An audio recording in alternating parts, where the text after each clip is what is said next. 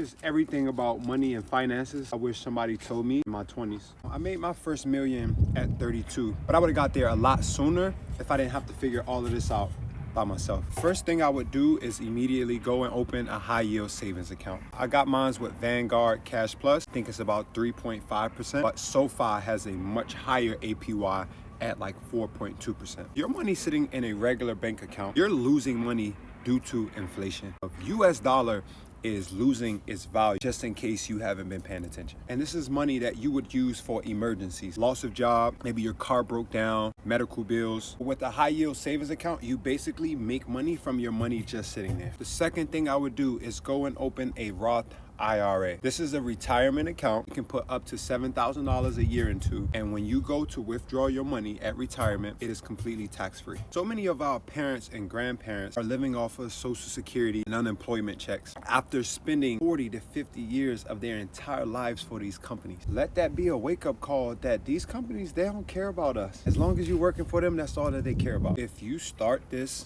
in your early 20s, you can invest as little as $95 a month and you will have $1 million by the time that you retire. You can open a Roth IRA with Ameritrade, Vanguard, who I have, Charles Schwab, Fidelity. Number 3, I would have told myself to buy the actual stock before I start buying the product. So many people think that the stock market is so hard or complicated. In reality, it's the easiest way to get rich. Instead of buying tropical smoothie every day, take that $10 and go buy the actual stock. Instead of waiting in line for Jordans, go buy Jordan stock. Because at this big age, with all of the technology that we have, not knowing how to buy stock, that's not an excuse. You can literally chat GBT what stock have performed the best over the past 30 years, or you can Google it because it is public. I love VOO. It allows you to buy the top 500 US companies. Also love SCHD, which is a dividend paying ETF. They have to pay you back